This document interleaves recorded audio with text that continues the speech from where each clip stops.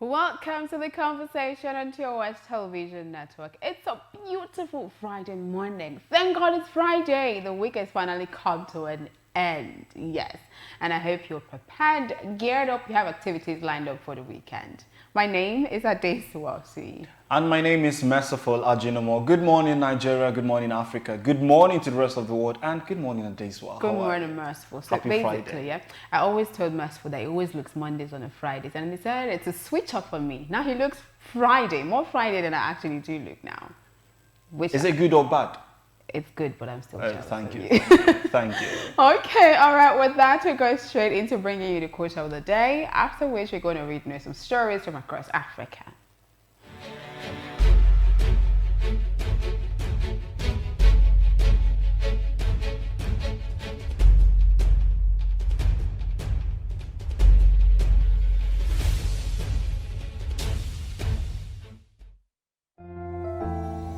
At the first sign of pain, you need a solution that you can trust to provide effective relief and is gentle on the stomach. Try Panadol Caplets for relief from headaches, body aches, and fever. With Panadol's Optizorb formula, the tablet gently breaks down in the stomach, quickly absorbs, and starts providing pain relief in 15 minutes. For fast and effective pain relief that you can trust, try Panadol Caplets. This has been Medifact for Panadol.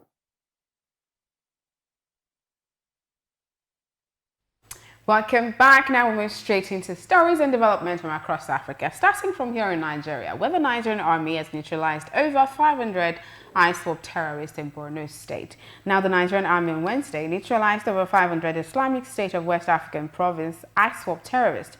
In a statement signed by the director, Army Public Relations Brigadier General Mohammed Yarima, the troops inflicted heavy casualty on the ISWAP terrorist group, who launched a futile attack on Damboa local government area of Borno State. In a similar vein, gunmen have released abducted attendant in hijacked school bus in Akure. The female staff abducted by gunmen who hijacked a school bus on Thursday morning in Obaile, Akure North local government area of Ondo State, has been released. The gunmen missed their target as no pupil was inside the bus when they struck. 2S News learned. Yes, that's quite impressive. I like that one. Okay, moving away from that, the cyber fraud. Another Nigerian, that's Charles Onu, is arrested in U.S. for stealing $800,000. The Federal Bureau of Investigation, that's FBI, has arrested another Nigerian, Charles Onu, for his alleged involvement in diverting $800,000 into prepaid debit cards. The amount, at the current official rate of 410 per dollar, is 320 million naira. Wow. That is a lot. That's a lump sum of money. I wish we would get past, Nigerians being just a stereotype for cyber fraud and all of that stuff. Because I do know the last time it was somebody that was on the Forbes list, Forbes under 30 list. We all hailed him, oh, this guy, you're under 30. Turns out he was fraudster. And then we're seeing another guy who kind of is permanent. Another fraudster. And it begins to beg the question of how credible. Like, you cannot even just look at young people who are making it and not ask questions. And just not question it and just think, they have Basically. credible, financial sources, which is kind of appalling. Everyone just looks at Nigerians as, criminals now. But there are good people. There are There people who are doing Nigerians good work in general, and yes, definitely. exactly. So it's just a hope. My hope is that people, live past all of this crime just to make money and everything, to do normal things. Nigerians are naturally hardworking people. We have people who are making it in every sector, agriculture, even IT. So why not? If someone can do it, why can't you do it? We just hope we get past that, here in this country. All right, we'll bring you COVID-19 update from across Africa now. And then after that, we'll be, looking at front pages of municipal headlines for this morning.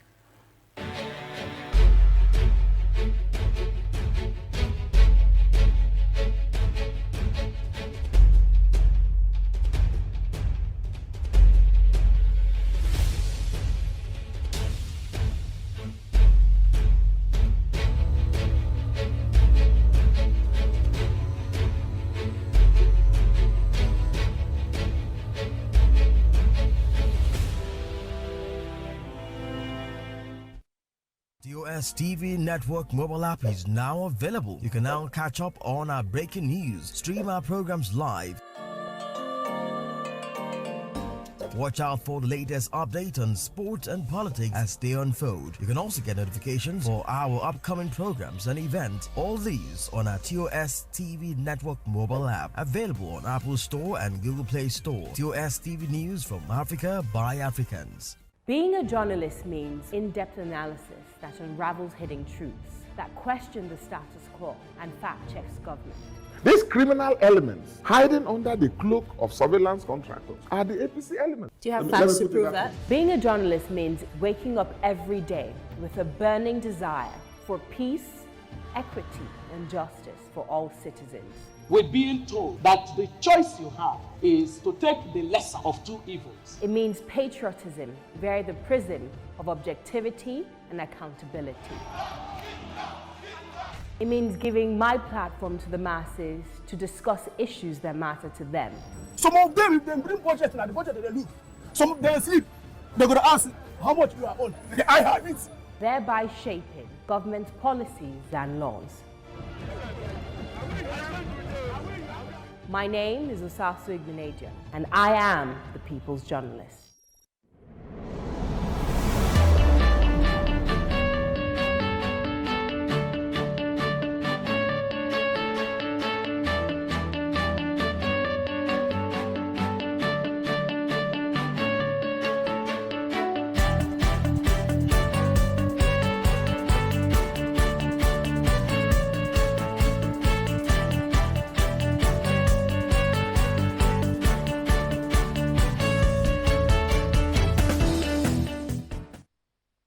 A big thank you for staying tuned on the Friday edition of The Conversation, showing on your digital first Pan-African News Network, TOS Television. It's that time I will bring you newspaper headlines from across some of the national dailies for this morning. But before I do so, don't forget you can be a part of our social media community by following us across all our social media platforms that's displayed on your screen: Instagram, Facebook, Twitter at TOS TV Network, and of course, live stream our program on our website, www.tostvnetwork.com. And if you have not subscribed to our YouTube page, please do so you do not miss out on all our amazing content.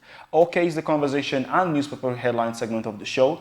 As always, we'll always bring you newspaper headlines from this morning, and the first is Blueprint. From the very top, we see Nigeria achieves 35% local content compliance in 10 years, and that's coming from Silver. That's on page 23. The banner headline there is Blueprint 10th Anniversary Impact Series Award, Media Criticism of Our Administration in Nation's Interest, and that's coming from Jonathan, and we can get that on page 6 of the Blueprint newspaper. Other writers on that story, just grab yourself a copy and read about them.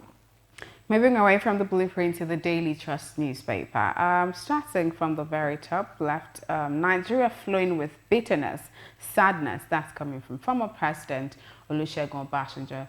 Core members can be mobilized for war. That's coming from the NYSC Director General. And then the gaping headline, that's the banner headline on the Daily Trust newspaper this morning. Residents relocate as bandits terrorize Abuja suburbs. Over 80 kidnapped in 5 months. I was abducted twice. My brother once near Abaji. Property developers have vacated. That's coming from Agent. Veritas Varsity in FCT suspends resumption indefinitely. There are quite a number of other headlines on the Daily Trust newspaper this morning. Just grab yourself a copy to read up on them.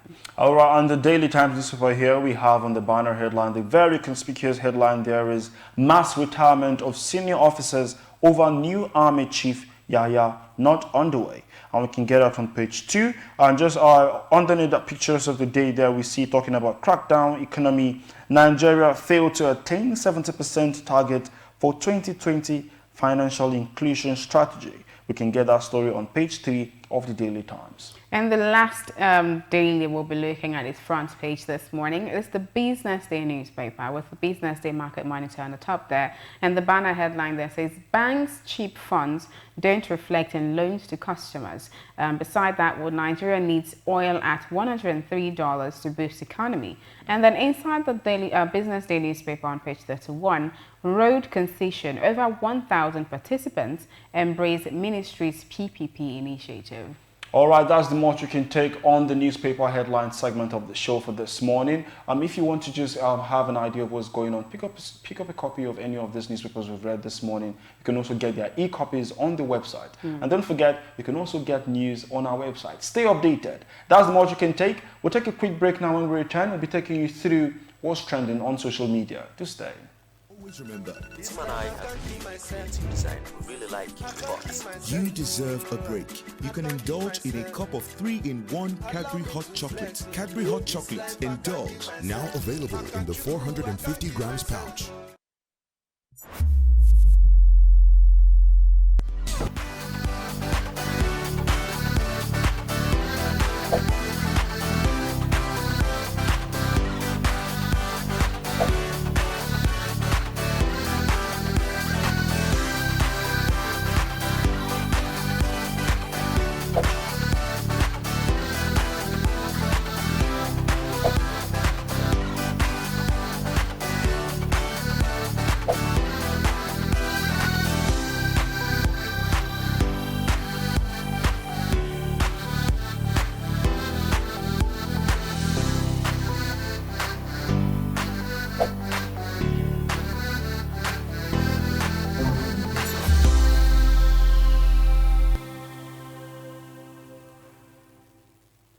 Thank you for staying with us on the conversation this morning. It's about that time where I bring you what is trending, what hashtag is trending or the top of the trend table on social media today or in the last 24 hours. But before then, you have to be a part of the conversation. Drop comments, observations on our Facebook, Instagram or Twitter page. That's the TOS TV Network. Can also just subscribe to TOS TV Network on YouTube or simply stream our programs on www.tostvnetwork.com. Now back to what has been trending in the last 24 hours. So the hashtag because of 33K, that's because of 33,000, has been trending on social media now. So the hashtag trended following the announcement by the Director General of the National Youth Service Corps that corps members can be enlisted into the Nigerian Army.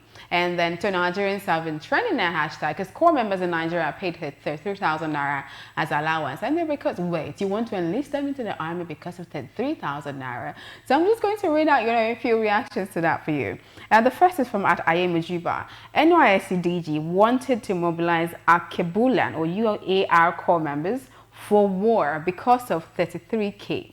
You see now that this program has outlived its usefulness. And at Yomi is saying their children graduated from all the best universities in the world, but they want to send our NYSC Corps to die because of 33K in Sambisa. Okay, I'm not going to read that one. And then this at Obaru says, Summer Force could not even climb ropes during manual drills at NYSC. People like me went to camp twice, but I still don't know how I successfully evaded climbing those demonic ropes till today. It's now AK-47. NYSC DG thinks they will be able to carry because of 33K. Merciful. What year did you serve? 2019, 2 years ago. 2 years ago? Yeah. Would you have actually, agreed to be enlisted into the army or to go to Sambisa? It all boils down to consent, yeah? So, okay. I will not be talking for myself. I'm asking you. Okay, if you're asking me, if they asked me to go Would you go? Is this Sambisa you're calling it? Yes. It depends on what's coming. It depends on the provisions. It depends on my treatment, how they will treat me, yeah? So it doesn't matter if you actually have, the proper training? Why not? I could. So do you think the training that these corps members are getting at NYSC camp is enough to enlist them into the army? In the event that it comes to a point where people have to enlist corps members, they will get training. You can't just take people and put them on the field there. Really? When it comes to vigilance training, you will agree with me that after the military guys, after the police guys, the normal training that they've undergone, corps members, people who have finished university, they have that level of vigilance training where you can, against all odds, survive. That's the essence, yeah? Really? But it's not that deep when it comes to fighting for war. So the next people that you should go to are young people who are strong, young people who have undergone that kind of training. So it's just normal. But he was not. I watched the video and it's not as deep as it is being said. Oh, Do you okay. understand? Okay. Yeah. Okay. I think I don't agree with you, but Why? but we'll Because you don't want to fight. It's not by force. No, it's not because yeah. I personally feel, because I went to a nice gap. I see the man and ward drill and everything, and I think it is even sharper. You need at least 6 months of rigorous, intense military training, not just physical training, mental, and all of that stuff, to actually, before you actually enlisted into the army, right? And then you're saying these people that were just in camp for 3 weeks can be enlisted into the army. That is the problem that I have. So if you're now saying, okay, then there's the issue of consent. So you're a corps member and you want to actually be enlisted in the army. Okay, that's the first stage. The second stage, you get training for at least 6 months. That's the second stage. And then the third stage, okay, you're going to be properly equipped. If that's going to happen, then you can say, okay, corps members who have interest can be enlisted into the army, but not just corps members. We do not pray for a situation where there is not enough time for training, where people just have to go. No, because the situation in Nigeria now is critical. It requires urgent attention. It has not gone to that level yet. Oh, really? Trust me. Okay. Trust me. Okay. Yeah, I've never seen a civil war before. I've never had a cause to say, oh, there's a war, let me run away or something. No, it's not just war. It's just, having to fight terrorism, banditry, insurgency, and all of that. I think that's why they're trying to recruit, lots of people. I do know that, Bola Ahmed Tinubu said you could lead 50 million Nigerians into the army and all of that. So because they actually need more hands. Okay, so corps members are good. We agree on that one. All right. That's it for what's trending on social media this morning. We'll go on a break now, and when we come back, of course, it's time for the big story.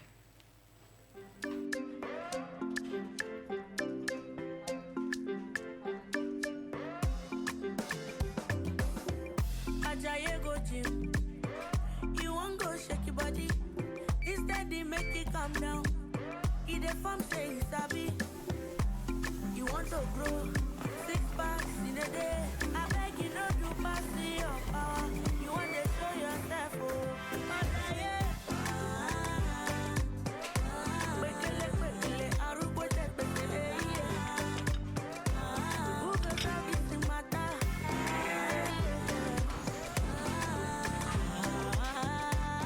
Whatever your size, find it with the new Airtel data plans. Dial *141# now to get the plan that suits you.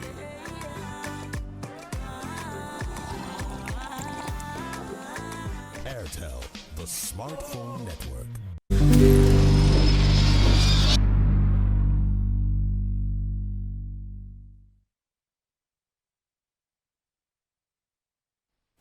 Thank you for staying tuned to The Conversation, showing on your digital first Pan-African news network. Don't forget, you can always be a part of our social media community by following us across all our social media platforms at TOS TV Network on Facebook, Twitter, Instagram, and of course, live stream our content on our website displayed on your screen. And if you've not subscribed to our YouTube page, please do so.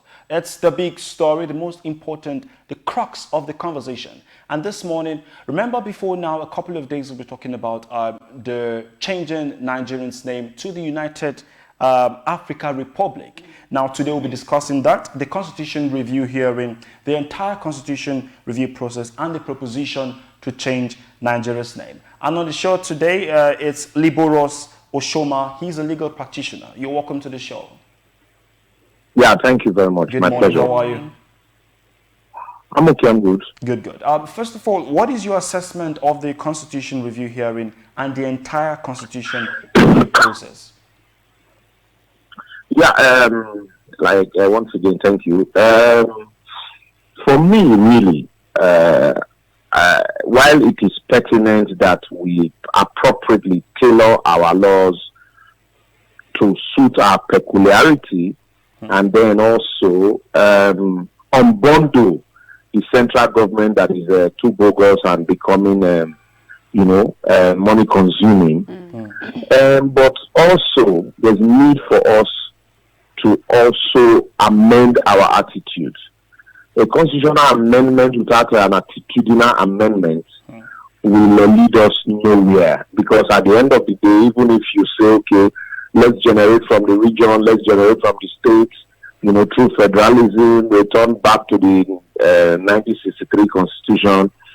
It is the same. If it is the same people and the same attitude, then we're going to have a problem. So we need to start from our attitude. After all, the 1963 Constitution, there were problems also that led to the coup. So I think we need to begin to look at our attitude mainly, and then look at even the attitude of some of the lawmakers, in the constitutional amendment process. Everybody will have an idea on how we want Nigeria to be governed. But it is not constitutional amendment, for example, that says lawmakers should be buying expensive cars in the midst of poverty and COVID in 2020. It is not a constitutional amendment that says a governor should build mansions and expensive houses, in his village and in Abuja in the midst of hunger. So all of these are attitudinal. It is not a constitutional amendment process that says citizens should not hold their leaders accountable, even in the midst of unfulfilled promises that were made to them during elections. So that's why, for me, I think as pertinent and as the constitutional amendment is, we also need a reorientation and attitudinal amendment. Okay. Talking about that, let's look at reviewing the Constitution for real. So if the Nigerian Constitution is actually reviewed, how much of our current challenge as a country do you think will be addressed? That's the Constitution review. How much of our challenge do you think it will actually address? Yeah, first and foremost, let's look at the security challenges. Our insecurity is local, so you have to tackle insecurity locally, and that's why people you see, different regions are forming, coming together, synergizing to form, a local security vigilantes. Like you have a Bubeagu in the southeast, you have a Motekun in the southwest. It shows that insecurity is local, and so if powers is devolved to the state and the region, and they are able also to generate revenue and take care of their security, it's very easy for them to at least sort that out. Instead of bringing a man from Arugungu to police Ekapamre in Delta State, how much of that area does so that is one. And then secondly, in terms of local governance, politics and governance is local. You can't kill local government and then expect that the people will be fruitful and successful. As we speak now, the local government is non-existent. Even the state are taking over the powers of the local government. So if we devolve power not just to the state, but the local government to generate revenue and then pay taxes to the state, who in turn pay taxes to the federal government, it becomes easy for us not to all look towards Abuja.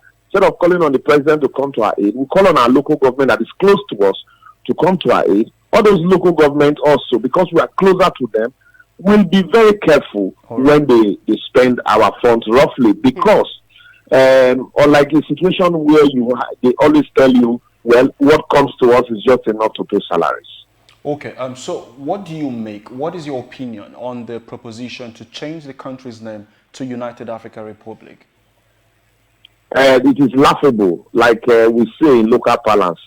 Leave waiting the right for body of motor, enter motor, provided the driver is same and you obey all rules.